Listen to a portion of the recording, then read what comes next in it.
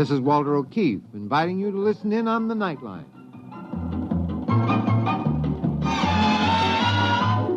Tonight, live the incredible life of ages yet to come, in a time that might be 1,000,000 years from now, on X-1.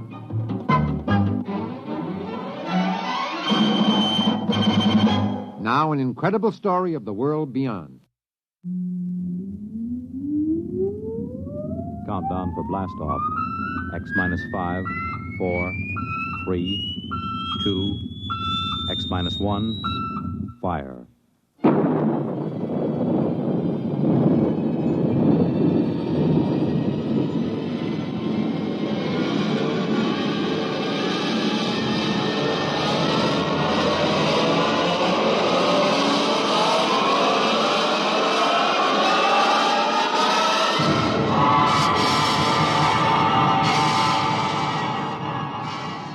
From the far horizons of the unknown come tales of new dimensions in time and space.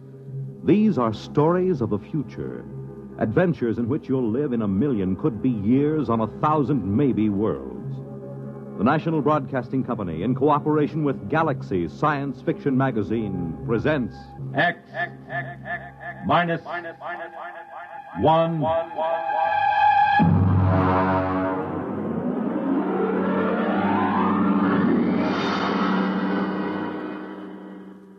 Tonight, Inside Story by Richard Wilson.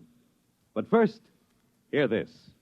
I know a couple old friends that argue about everything. Politics, world affairs, even the time of day. One thing they agree on, though, is Pabst Blue Ribbon draft beer. They say it's the best. And for a change, they're both right. Pabst Blue Ribbon Draft is a bright, modern-tasting beer that still has plenty of that old-fashioned beer flavor. Next time you see that sign that says Pabst Blue Ribbon Beer on draft, stop in, order a glass. You'll soon know why so many folks agree on the bright, modern taste of Pabst Blue Ribbon Beer of Milwaukee.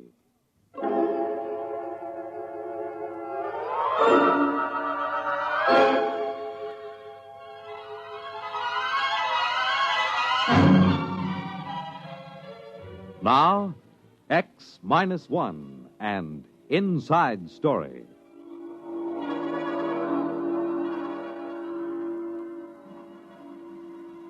Every wire serviceman knows that when the legislature shuts down for the hot weather, when it gets too warm for crimes of passion, that's the start of the silly season. It's the time when the teletype chatters about the largest pumpkin grown in Sauk County and the dog that found its way home from Luna Base to the Cocoa Island rocket port. Well, it was the silly season when I reported to headquarters Martian sector of the Galactic News Service at IOPA. I found the bureau chief, Scott Warren, looking sourly at a strip of copy. GNS Sonala add lizards. Lizards? Lizards. Ew. New light on the longevity span of the Martian sand lizard was shed today by the Sonala Zoological Society. Now, that is what I call hot news. Flash copy. Dull day? Following a dull night. Was it like this in New York when you left? They had me covering a kitten in a tree in Gramercy Park. I would sell my soul for a nice, juicy cabinet crisis. Or else a little honest graft on a spaceport contract. Well, have you got any leads? No. The Garrison Administration of Martian Colonial Affairs is depressingly honest. When nothing's doing, you can stir it up a little. You know, rattle the local skeleton in the closet. Fan the fires a little. Have you read the Publications Responsibility Act of 1997? You can get 20 years for what you were thinking. Look, what's the local canker sore? What would you like most to get an inside story on? Something everybody covers up. Well, there's Druro. Oh, but that's Simon Pure. What's Druro? Nully Sanctuary. Oh, a religious institution? No. It's a quarantine set up for null-gravity neurocatinosis. Nully fever. It's completely segregated. Nobody's ever gotten a report out of there. Well, it sounds like a natural. Look, George, you're new. You don't fool around with Nully fever here on Mars. Be like lighting a cigarette in a powder magazine. Chief, how would you like an inside story out of Druro? You can't get in. I will give 8 to 5. Now, look, who's in charge? The Ministry of Health, but you can't... Okay. Don't let the sand lizard take up all the space. I will get in.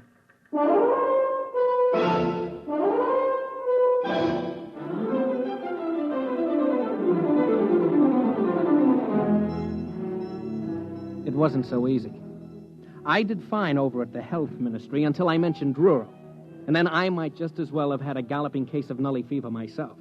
I was referred to the press officer, to the assistant administrator, to the legal department, the protocol division, and then back to the press officer. Finally, I got in to see the commissioner, Dr. Marks.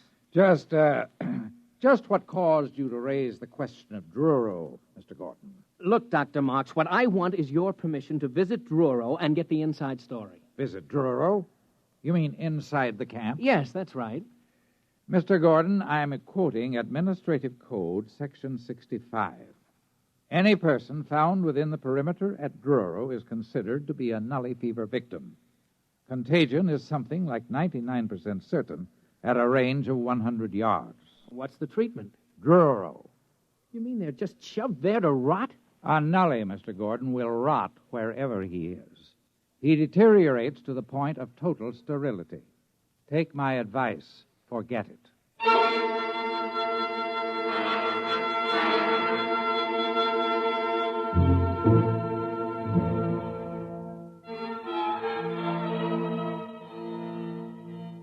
Naturally, I didn't forget it. I did more research. I found out that nully fever seemed to be a mutated virus that got that way in the early Earth-Mars rockets that had inadequate radiological shielding. The symptoms masqueraded as half a dozen diseases, but the end product was the same. A physical deterioration that I don't care to go into, and a psychological lowering to an animal state.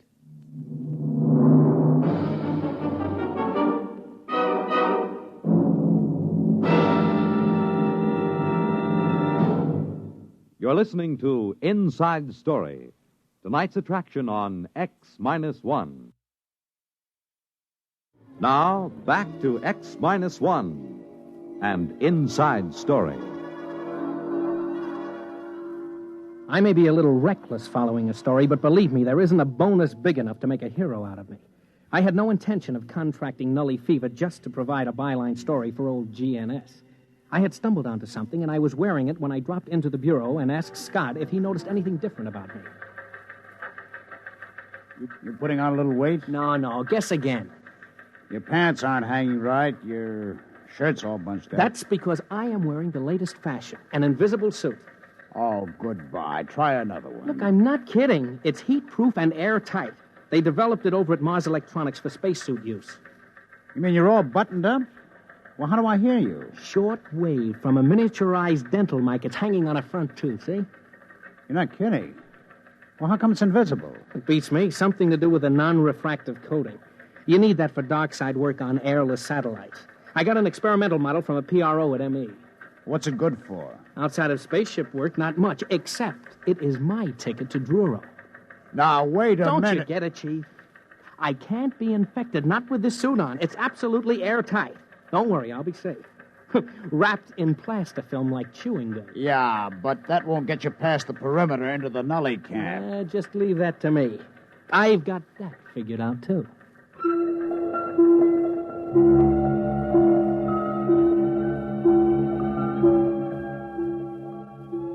I picked up a sandcat out to the town of Druro and waited for 2 days. There was a shipment of nullies, the last of the Sonala roundup, due at the camp. Out of respect to public opinion, they dumped nullies at night, which suited me fine.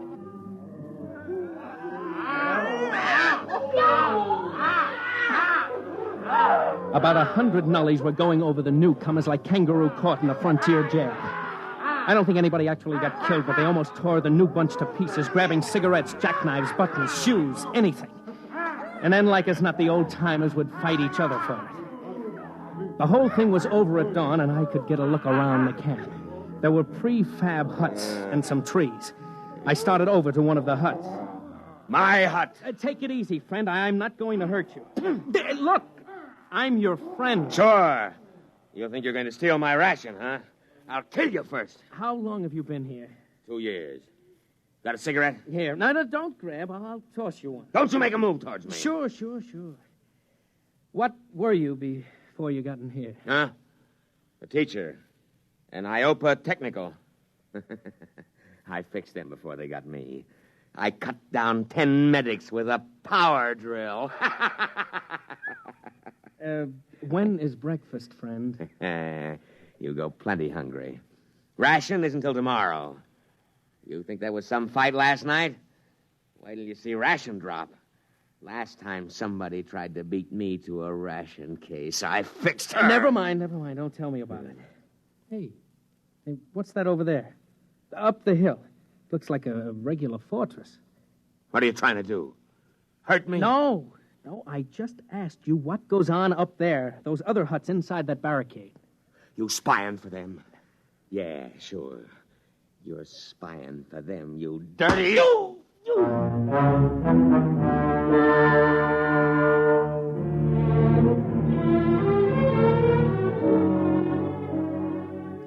It isn't easy to get used to dodging nasty backhand punches that came out of the blue and were meant to kill, if possible.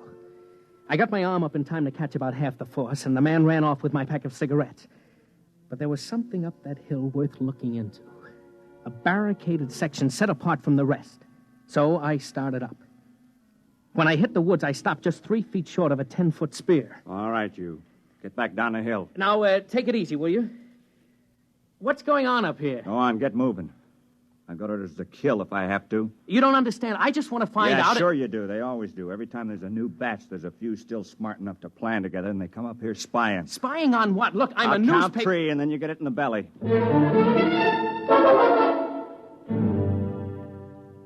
No hero I got before he reached 1.5. That night, I managed to talk to the ex-teacher without either of us slugging the other. I asked him about the guard on the hill. They get all the best rations. They make us give up our food or they come kill us. They've got spears and knives. You mean there's a gang up there living off the rest of you? Yeah. I killed one of them once. Caught him from behind with a rock. They came down and killed 10 of us. Didn't get me, though. Funny, huh?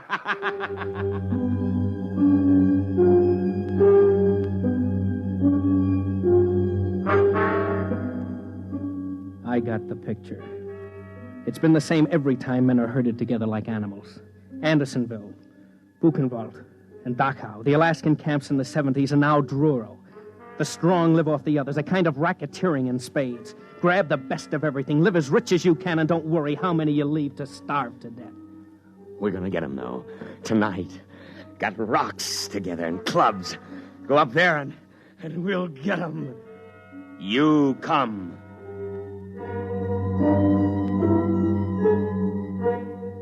I didn't have much choice. They would have torn me apart. About 10 o'clock at night, the mob gathered at the foot of the hill. Every once in a while, they'd swipe at each other with a club or a rock, but mostly they shouted up at the hill. And then suddenly, without any signal, they charged.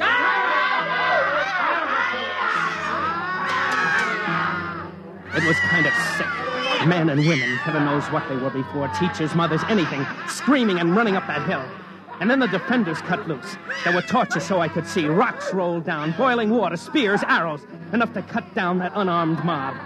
I was hiding behind a tree now, sick, good and sick. When it happened... No! My arm! Hold on, Bud. I'm going to pull this arrow out. Here goes now.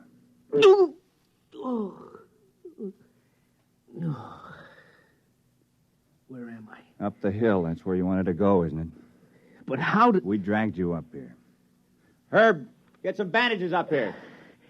You're one of them, aren't you? One of who? The big shots, the kingpins, gangsters. You didn't get hit in the head, did you? Oh, it's too bad they didn't wipe you out up here.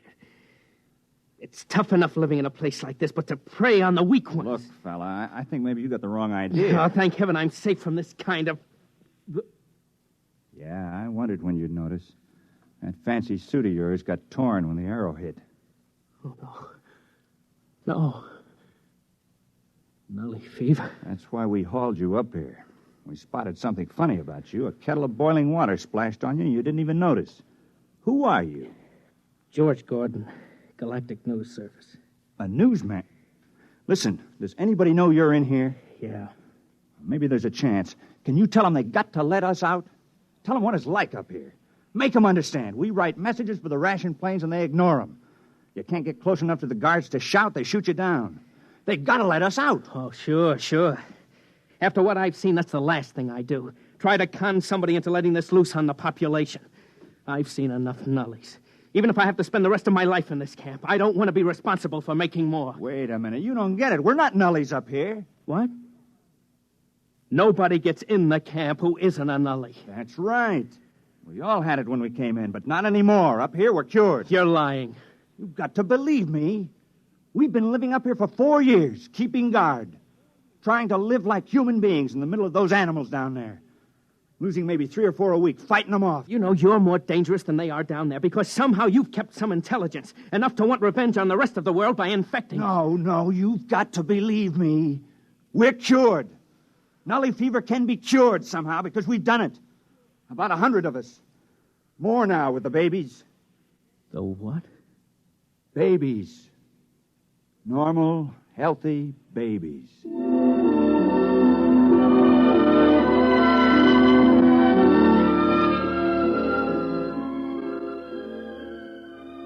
He pointed across the clearing to another hut, and I saw it. A woman about 30, sitting on the doorsteps, nursing a baby, an infant.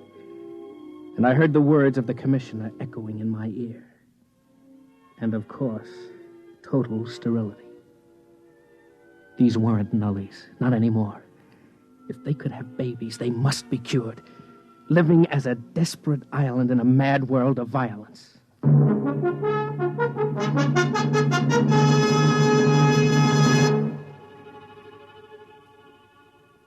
Well, you know the rest of it. You ought to. It was carried under my byline in every fact sheet on 3 planets.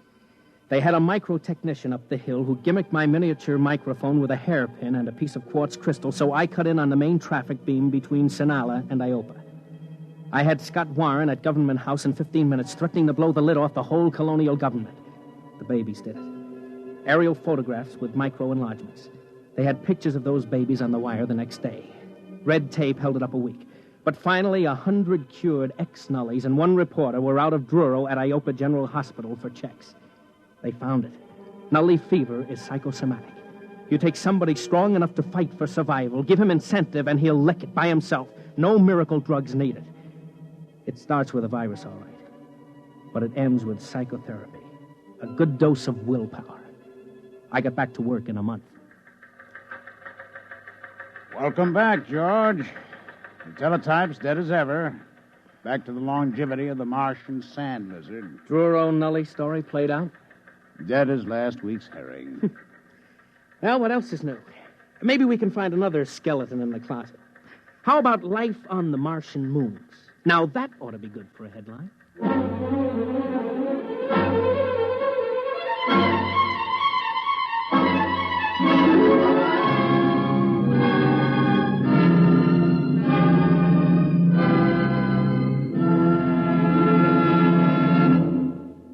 Fred Collins again, and I'll have a word for you about next week's X-1 in a moment.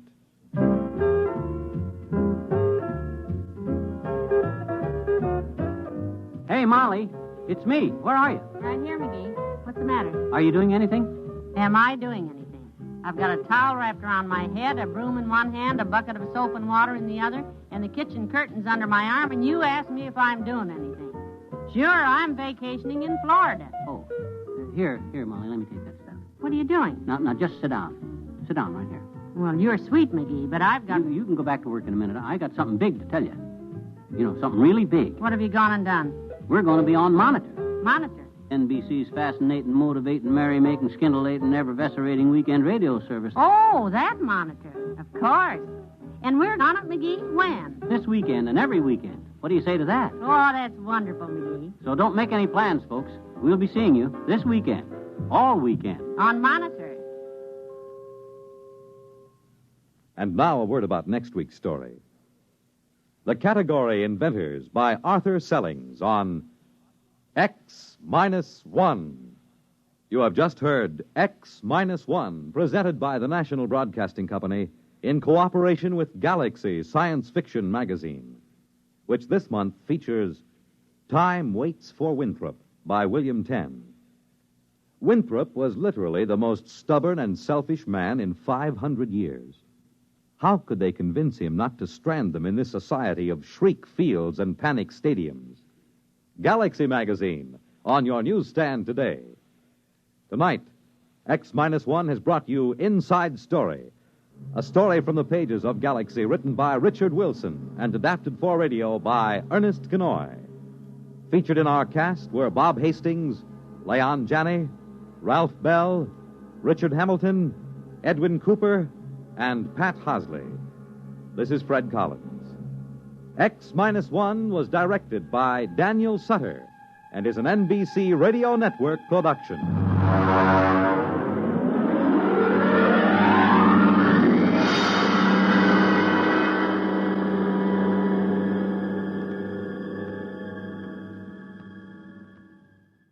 There's excitement in the air at night, and Nightline brings it to you.